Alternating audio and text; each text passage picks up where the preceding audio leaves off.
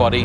I know it is very easy in this modern world to turn on your television, open your laptop, get your phone out, look at YouTube, check the news feed, and it feels like the world is all doom and gloom.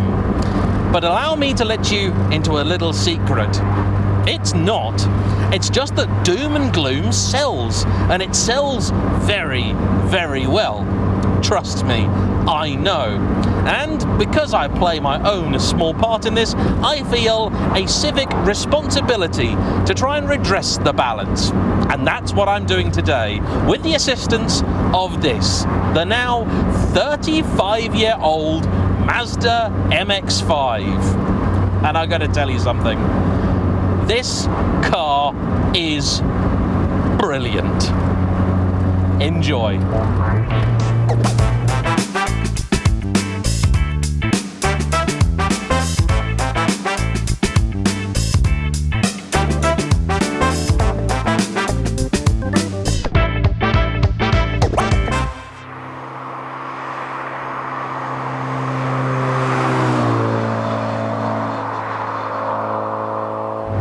You know the MX-5, I'm sure you do. You may know it by a different name though. In America, they called it the Miata. And this one is a Japanese market Unos Roadster. In fact, this is a very special Unos Roadster because it is chassis number 897. A car that was so early in build that it was built in July when the MX-5 was officially launched in September of 1989, making this car almost exactly as old as me, which is nice. Now, this car's owner, Michael, is a lovely chap. He is a detailer by trade, and that's just one reason why this is in such good condition. The other is the thousands and thousands of pounds that he spent on it over the last 17 years. It originally came to him in the most bittersweet of circumstances. He has always tried to have, where he can, an interesting car, and over the years has had a series of Fords, Vauxhalls, and various other things too. Unfortunately, one year his grandmother passed away and left him an inheritance of £1,000, and he decided that the best way to remember her would be by buying something that he was really going to enjoy. So he went out with his £1,000 and came back with £250 of change and this Unos Roadster.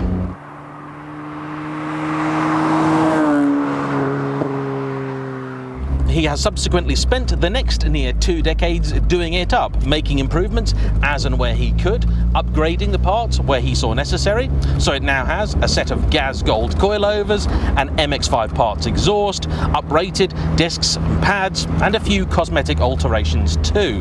These wing mirrors are rather unusual looking things, and not to my taste. They're also not very useful. They're manually adjusted, but that's fine, because the originals were, but they are very wide and very flat, and though in some ways that makes a lot of sense, it just doesn't give you a great overall picture of what's over there. Happily, if you drive the thing with the roof down, as he does every time that he takes it out, you've got good visibility the old-fashioned way. It was delivered as new in white, but it has been resprayed. The interior has also been retrimmed by a local firm called SF Car Trim, and keeping things local has been very important to Michael throughout the entire build.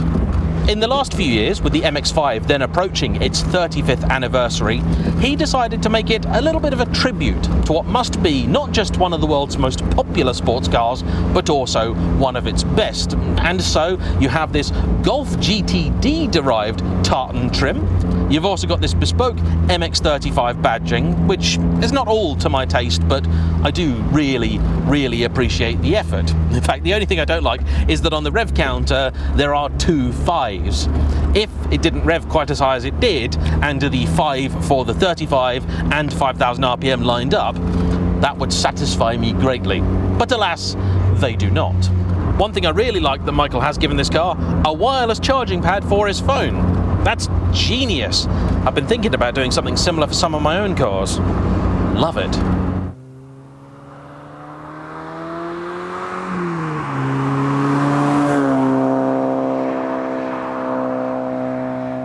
Once upon a time, the car did have power steering and air conditioning, but today it does not.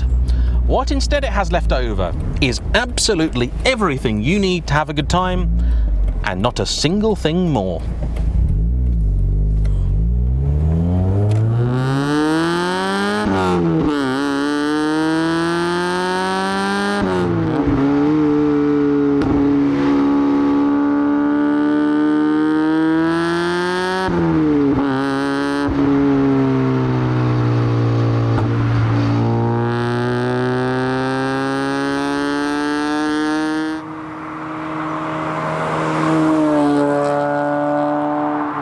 It might only be a 1.6 litre engine making 115 horsepower, but truthfully, it's all you need.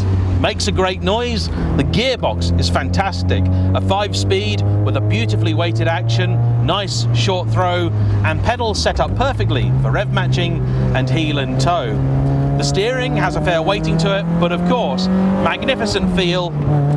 The engine revs up nice and freely, spins quite happily to its 7,000 RPM redline, and because it's not ludicrously long geared, you can enjoy at least the first 3 ratios more or less in full, and only then be just about troubling the national speed limit.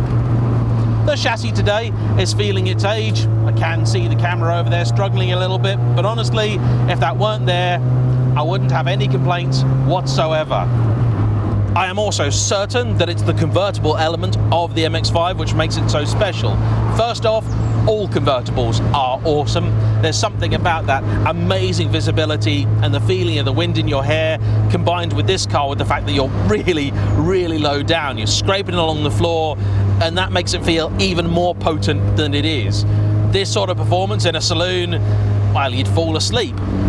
But in a drop top, makes every moment an event. And that top too is a genius piece of design. Takes a few seconds, and if you can, just stretch yourself around and grab it. But it's brilliant.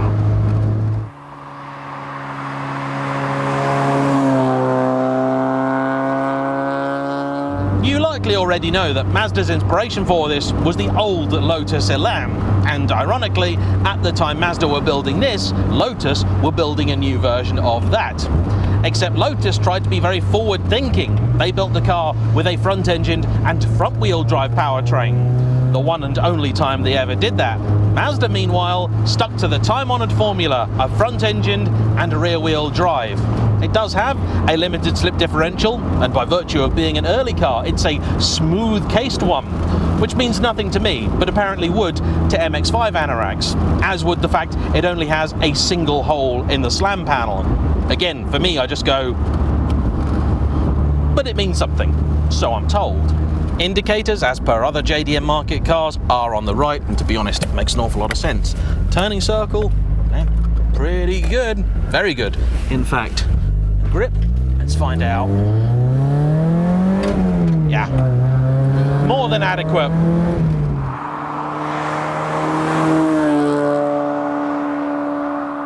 I know not everybody loves the MX-5, but I think there's a lot more people that do. And over the years, the MX-5 has certainly suffered more than its fair share of mockery, with people calling it a hairdresser's car, a wannabe sports car, the car equivalent of a drummer hanging around with musicians. And I don't really consider myself to be much of an MX-5 person. I really, really like the thing, I respect it massively, and I've enjoyed nearly every single one that I've driven.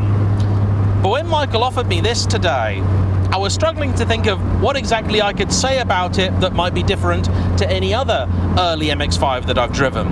I know it's sacrilege, but I actually think the prettiest is the NB, the second generation that did away with the pop-up headlights, and coincidentally looks almost exactly like a slightly smaller Dodge Viper. And I'm sure it has nothing to do with the fact that they share a designer. Just listen to that, this is perfect.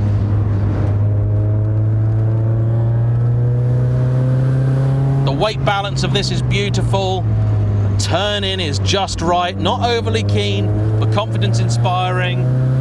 There's so little power that you'd have to work very, very hard to get close to overwhelming the chassis. But even with these gas golds that I'm not in love with, the thing still talks to you, it still moves. still compliant when up to speed. It's just spot on. But I kind of always knew that was going to be the case because this is an MX-5, and by and large, though people have tried over the years, it's quite difficult to get one actually properly wrong. And that left me with a little bit of a conundrum because I was very happy to drive Michael's car, but I wasn't sure what I was going to say about it beyond what I felt was the blindingly obvious. And then a few weeks ago, I realised. I had an epiphany, a moment of clarity, you might say. I'd booked Blyton Park for a private track day for myself and a few friends, and all sorts of cars turned up, from a Clio 197 track car to a Ferrari 488 Pista. We had some 911s, we had a Boxster, we had an RX-8, we had an R8, and we also had a pair of MX-5s. And Nick, lovely chap who's had a few cars on the channel, threw me the keys to his and said, "Here, do you want to take it out?" So I did. Now, I'd just gotten out to something with close to about 6 times the power of that MX-5. I went out in it and took myself a lap or two to acclimatise to the performance. But very quickly, I realised something. And all these other faster cars, 700 horsepower Ferraris, 600 horsepower Audis, they're incredibly effective. They are devastatingly quick. But after about 15 or 20 minutes, the car is beginning to feel it, and you often are beginning to feel it too. But with the MX-5, I was out there, I got into a groove with it, and it had, like this, no driver aids whatsoever. No power steering, no traction, no stability control, no ABS.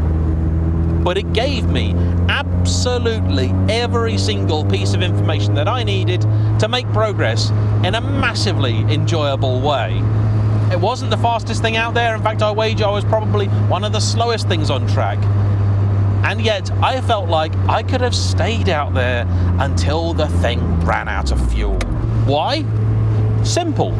Because this car is just right.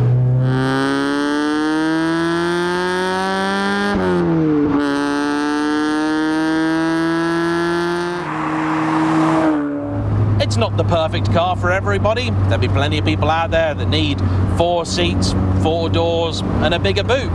It's not the perfect sports car for everybody, because there'll be people out there that need more seats, or need a bigger boot, need or feel that they need more power, more toys, more electronics. This one no longer even has a radio. But in spite of the fact that it's a high days, holidays, dry day only kind of car, Michael has still put 70,000 kilometers onto it. It's about 40,000 miles. It's currently sat on 250,000 Ks. And yeah, okay, in the last 17 years, he spent nearly the value of a new entry-level MX-5 on keeping this in the condition that he wants it to be. But you don't need to spend that. The days of getting one for £750, they're long gone. The days of getting anything decent for £750 are long gone. And I wager that many of those £750 cars needed immediate attention anyway. And today, getting yourself into an MX-5 that shouldn't need immediate repairs is likely going to be more like £4,000 or £5,000. And at that price point, you might be tempted to look at a Porsche Boxster, another genuinely brilliant car.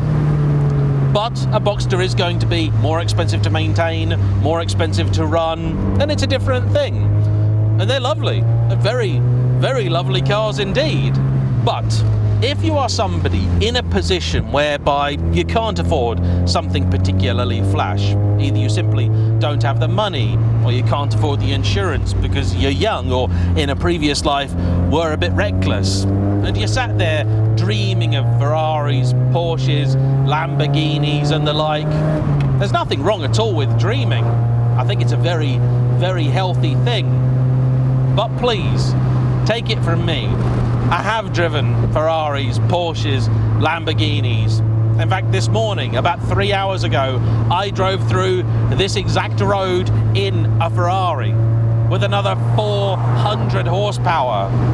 Did I enjoy that? Yes, I did. Am I enjoying this any less? No. No, I am not. Because I love driving. And in some ways, that means I will try and find some sort of enjoyment, potentially perverse, in driving just about anything. But in this, well, it's just the most heartwarming, enriching, soul-cleansing goodness.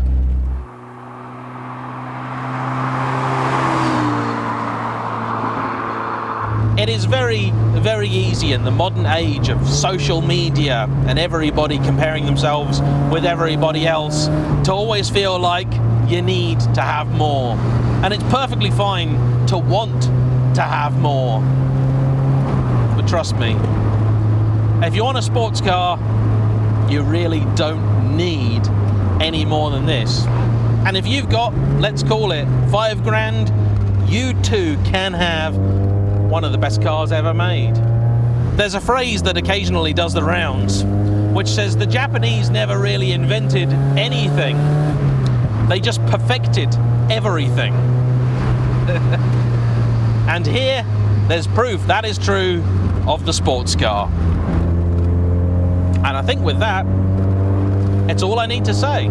So, I would like to say a massive thank you to Michael for bringing his car out, and as ever, to you for watching.